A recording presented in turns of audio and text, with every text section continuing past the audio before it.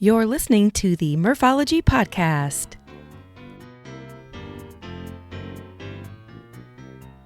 Thanks for tuning into the Murphology Podcast. I'm your host, Kathy, aka Murph, and I am here to give tips and information about group bicycling and bicycle touring with a focus on the Midwest and hopefully provide some entertainment for you as well.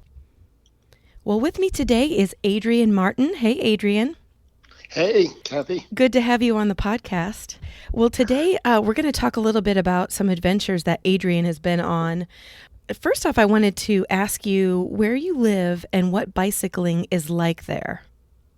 Okay, well, I live like halfway in between Memphis and Nashville, right along Interstate 40, just to pinpoint it, it's Jackson, Tennessee. Oh, okay.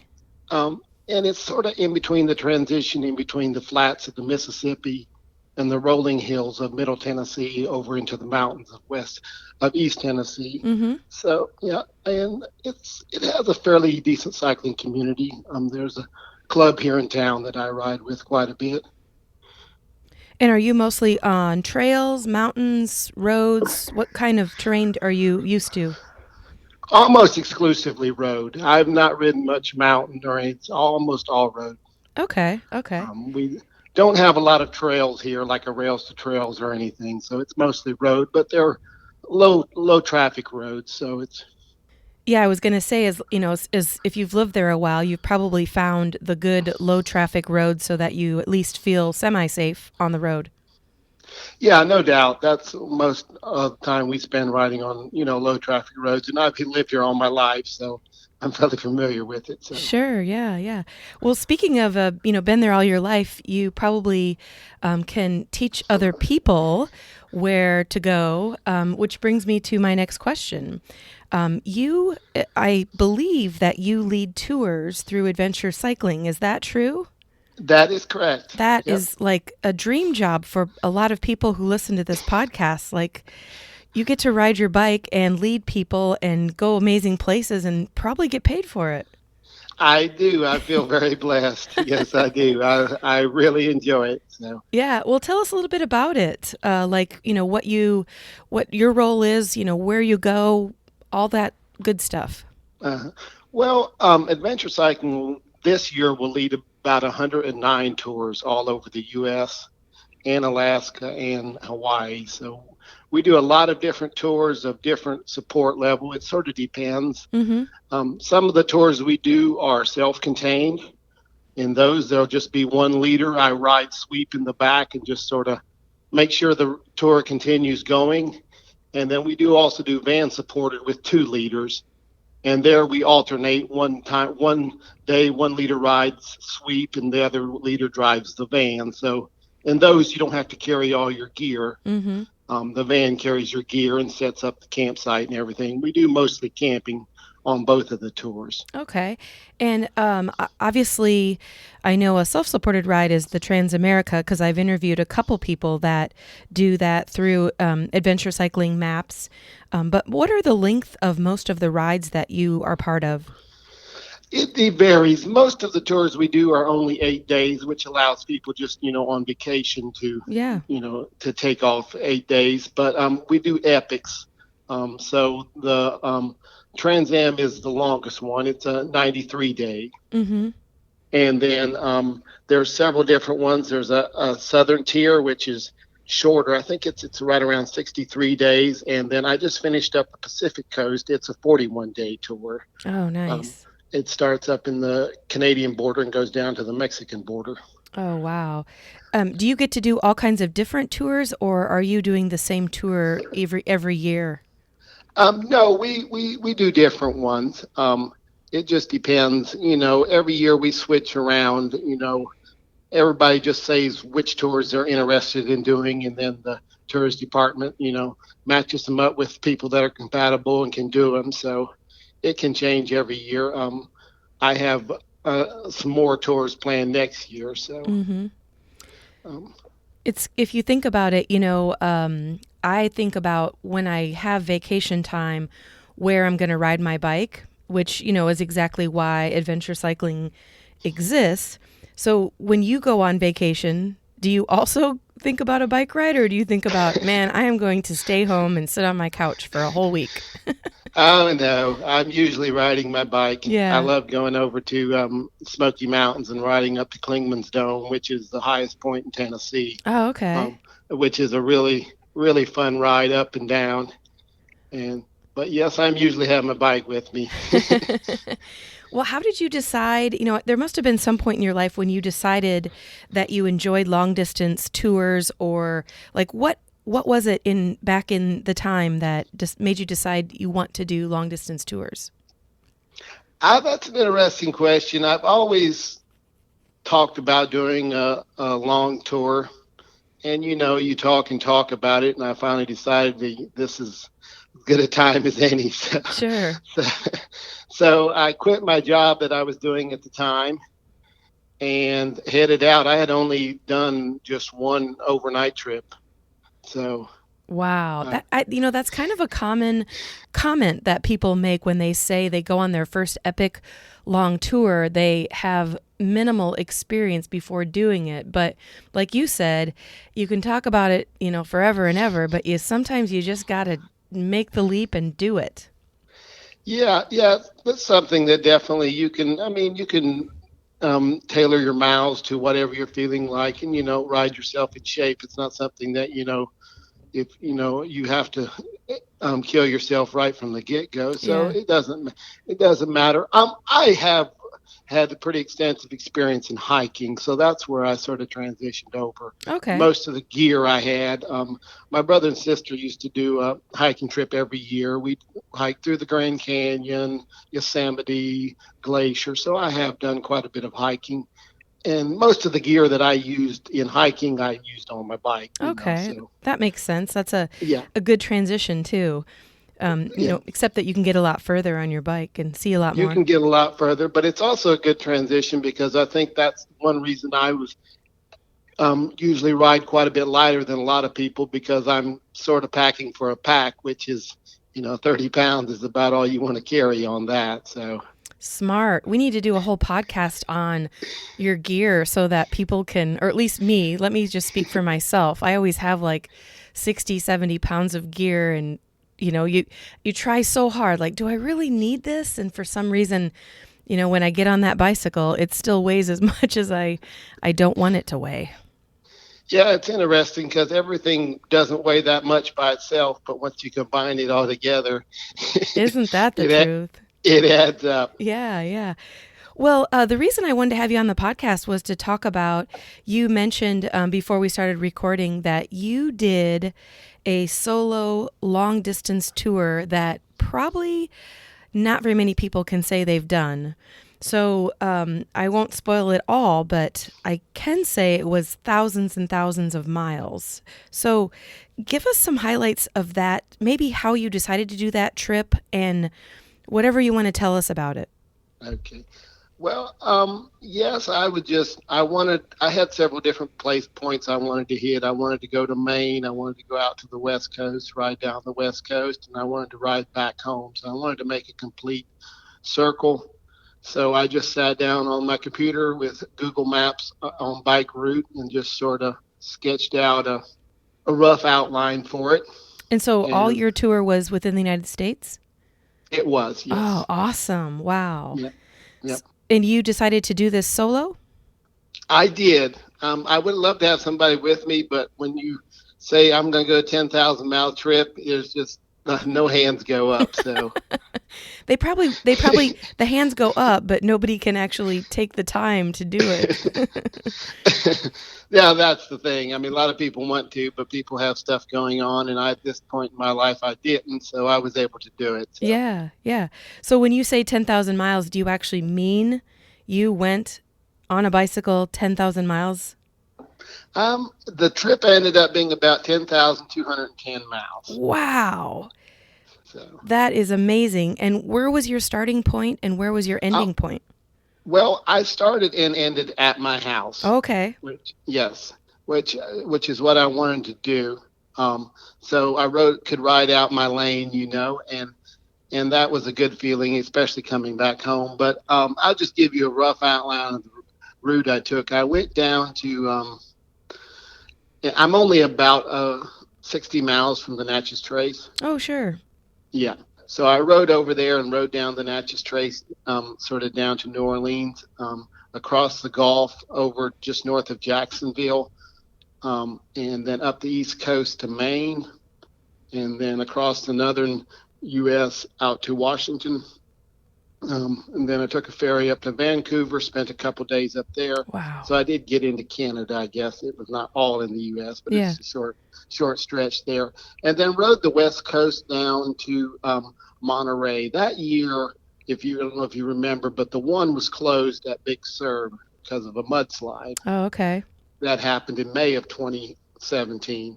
So I couldn't ride along the coast there since that road was closed. So I was planning on going on down to Los Angeles and catching Route 66 back. But I couldn't, so I had to cut over a little bit. So I cut over a little early, went through Death Valley and Las Vegas, and then dropped down and got Route 66 back to Oklahoma, and then just sort of worked my way back to Tennessee. Wow. That's epic with all capitals. It was a great trip. Wow. It really was. How long did it take to do this? It took I started April the 2nd and finished up in September the 16th. Oh, okay. 26th. September the 26th. Okay. I was envisioning this taking years, but you were on a mission, so you were definitely, did you take a bunch of rest days or not too many? I normally took one about once a week. Yeah. Was getting pretty good mileage while I was riding. So. And you mentioned like the Natchez Trace, which is a trail, but what was the terrain mostly like? Were you on, are you a guy that is not afraid of fast cars driving by you? Well, I sort of got used to it on the trip, but I tried to ride, smaller routes, but most of the route wasn't like, I did ride some of the adventure cycling routes. The Northern Tier, I rode some sections of that. So those were, better roads. I used a lot of Google bike mode or whatever, where you can switch it over to bike. And it does a good job of keeping you off, the busiest roads. Sure. But it was mostly back roads. I rode some roads that were a little bit busier than I would have liked, but yeah. Didn't have any bad experiences or anything. That's good. So when you're thinking, or when listeners are thinking, this was a 6-month tour and you probably were not working because you're on your bike every day. So how did you make ends meet? Like, were you pretty good with, not spending too much money each day? Yes, I tried to. It sort of became a goal. I mean, I had some money saved up, so it wasn't so I had a little bit, but the goal was when I started out, I was going to get a hotel once a month. Mm-hmm. I went over that a little bit, but I did mostly camp, which is fairly cheap, especially when you get out in the West. A lot of the West, you can camp in city parks for free, North Dakota, Montana areas, and coming back in Oklahoma. And so I did mostly camping, and I normally cooked at my campsite every night. So that saved on that. Yeah, so obviously your biggest expenses are going to be lodging if you choose to stay at hotels, and of course food. But then also if you have any bike mechanical issues, I would assume that you are pretty savvy with being able to fix your bike. But did you have any mechanical issues while you're on the road? That trip, I didn't have anything that, sidelined me. I did have to make some repairs. I had a bottom bracket replaced in, it's 8,000 miles in. So bottom bracket replaced in Las Vegas, and stuff like that, which is fairly expensive, especially, if you're getting it on the road. But no other big repairs. I learned to check my chain pretty often and keep my chain replaced. So that helps not wear your cassette and stuff out. Oh, sure. Yeah. Well, I know this is, 10,000 miles is a long ways to go, but do you recall any like favorite places that you visited that you'd recommend people bike through? Oh, yeah.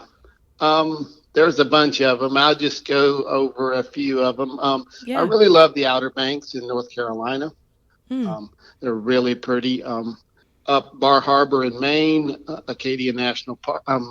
Acadia, it's Acadia National Park, I guess is it called? Yes. Mm-hmm. Yeah, that's really spectacular. It has a lot of carriage trails that were built at the turn of the century. For Ooh. it's when there were that was owned by the Rockefellers, so they had a lot of money up there. They didn't like the cars were starting to use the main roads and scaring their horses, so they built a series of carriage trails all around, and they're absolutely spectacular.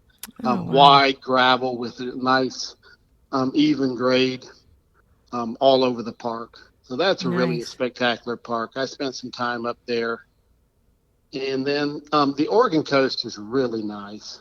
It's probably the prettiest section of the West Coast. I really enjoyed that. And are you pretty good with like hills when you have all your gear on your bike, or do you like did you notice significant amount of hills? The route I actually did not have as many hills as like the Trans Am does Mm-hmm. going through Colorado, but the hardest hills probably were in the Northeast, just Mm-hmm. because they're steeper. I didn't. The first 2,000 miles were pretty flat because I went down south and then stayed corner sort of along the coast coming up. So I sort of rode myself into shape. But by the time I remember some hard days in Connecticut were some hard days just because the hills were straight up and down. But you were also pretty smart with your gear. Like you mentioned, you had a lot less weight than most people doing 10,000 miles would have on their bike. Yes, I only had rear panniers, which was about 25 pounds. Oh, wow. That's not including the bike, just the gear, about 25 pounds, and of course that was without food and water, so that would fluctuate a little bit. When you look at the 6 months, anything crazy happen as far as, we already talked a little bit about mechanical issues, but, crazy traffic or weather or interesting people you met? Oh, I met a lot of interesting people, no question about that. I really like the Adirondacks. It's sort of a remote area in New York. I mean, it's you think in New York City, it's nothing like that. I remember one day, it was Memorial Day weekend. It was actually Memorial Day, and I was riding, coming down off of a hill, and there's some guys out there just, having a party, drinking some beers, and they holler at me. So I slow down and turn around, come back and hung out with them a little bit. It's just that's the stuff you remember, hanging out with these guys. They were really interesting people, no doubt. Oh, that's Yeah. awesome. A quick interruption to tell you this week's podcast is sponsored by MooseTreksBikePacking.com. One great new product is the pannier bag set. Each has a 13-liter capacity, and each pannier opens completely from the front, so you can have access to all your stuff. Check out the Moose Treks pannier set on Amazon and enter promo code Murphology to get 20% off. Now back to the show. Did you ever get lost, or maybe you were okay getting lost because you could just redirect yourself? Yeah, I did a pretty good job of staying on course. I don't nothing major that I actually remember, so it wasn't too bad. But but Mm-hmm. I didn't. I'm pretty good with maps and stuff, and I did use adventure cycling maps when I was on their route out in Montana and North Dakota, so that helped me out. Those are remote areas, so it's very helpful. In the east, there's gas stations and stuff pretty often, but when you get out there, you sort of want to know where you're going to camp and where you're going to get water because it can be. There's one stretch there. It's about 89 miles that I remember that had nothing, not Oh, wow. not yeah. So I ran out of water that stretch. I was going to say, I think that would be a little bit scary. Yeah, I thought I was fine. I had enough water, and then as the day progresses, it gets warmer, and then when the wind kicks up, that's when you're really in trouble. so, so I ran out of water about 20 miles before I got to the town, but there was some houses out there, so I just walked up to a house and they were able to give me some water. So Sure, that's good. Yeah. Well, do you want to maybe briefly describe your bike setup? I Sure. mean, you mentioned, you had two back bags, but, what kind of bike did you have? Sure. I bought it's a giant any road. I don't think they even make it anymore. It's like a cyclocross bike designed for sort of gravel racing. So Oh, it's like sure. an entry level for that. But it does have places to put racks. Um, Mm-hmm. so so that's and it was a good bike. I mean, and it has disc brakes, so you can put a little bit bigger tires. I rode 32s, which isn't massive, but I was able to ride. I did ride like some sections of the Erie Canal Trail, which are crushed gravel. And in Wisconsin, I rode some sections of some trails that were sort of, off road, and Mm-hmm. was able to do it. But and then yeah, I just had I have since when I did the Trans Am this summer, I added front packs just because we carry a little bit more gear as a leader because we have a larger toolkit and a first aid kit that we carry. Mm-hmm. So I added some front packs. So I had a little heavier setup this time, but And still the same bike, though? still the same bike. Yes. Oh, Yep. great. Yeah. It's always nice when you find a bike that fits you and it treats you right. Yeah, I've got about close to 20,000 touring miles on that bike now, I think. So, Gee, that's awesome. Well, of course, besides this solo 10,000 miler, because of your work, you've been on all kinds of tours. So, do you have like a favorite you could share with the listeners? sure. I did the Trans Am this summer, and that's a really great tour. If I'd recommend anybody, has a couple 3 month off and wants to ride across America, that's the one I would recommend. It gets you through a lot of diverse area and really beautiful out on the west. You run through Colorado and Wyoming, which I had not spent a lot of time in, and it's just gorgeous. Yeah, I would really Hmm. recommend that. And I've never actually seen them, but with adventure cycling, you can get some pretty detailed maps that will keep you on the right path. Yes, there is all over the U.S. There's like 48,000 miles of mapped routes all over. Wow. There's three of them that go across. Like I said, there's a southern tier, a northern tier, and the Trans Am. Those are the two big three that go across. And then there's a west coast and east coast, and then there's all kinds of smaller little trails, little routes all over, that go north and Mm-hmm. south and all over. Yeah, yeah. There's a pretty extensive um, mapped. These are mostly roads, but it's mapped and very easily to follow and gives you all your camping and all your information you need. That's awesome. That's awesome. Well, do you have any adventures on the horizon or any new tours that you are scheduled for? I will be going to Death Valley in March, Mm. doing two tours there, two smaller tours there. Those are van supported tours since it's not much there, so it's almost have to do van supported. And then in July, I'm doing what that we call Great Parks North, which I'm really looking forward to.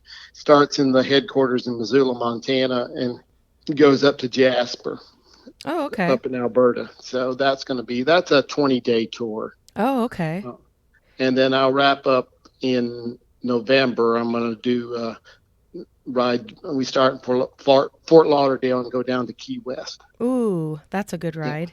yeah. So that should be nice. It'll be next winter. So Ah.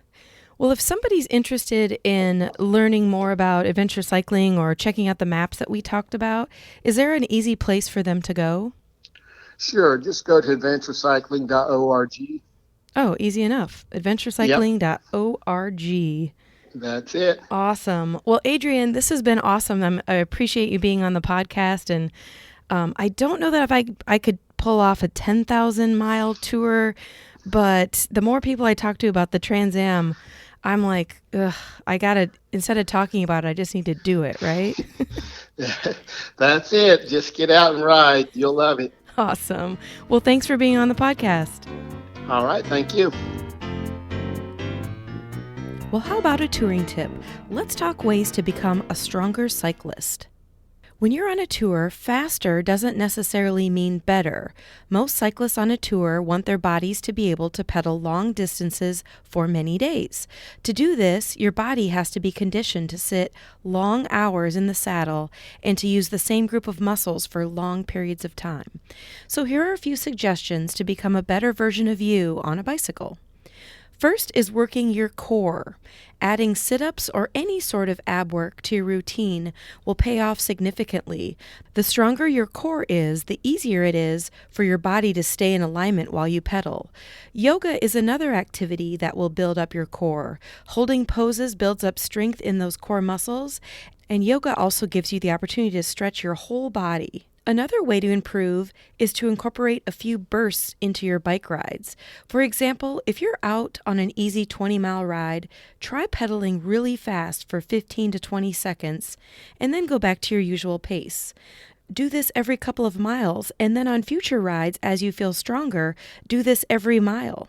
And then you can think back to that first time you tried it, and how out of breath you may have been or how much your legs burned. After doing these intervals, you'll notice a difference in your recovery time. And as you feel stronger, up your average speed on regular bike rides by 1 mile an hour. It's easier than you think to increase by such a small amount of speed, and the longer you can maintain it, the stronger you'll be. Riding your bike instead of driving is another easy way to become a better cyclist. You may have to get creative and more organized with your time, but that's a win-win if you do.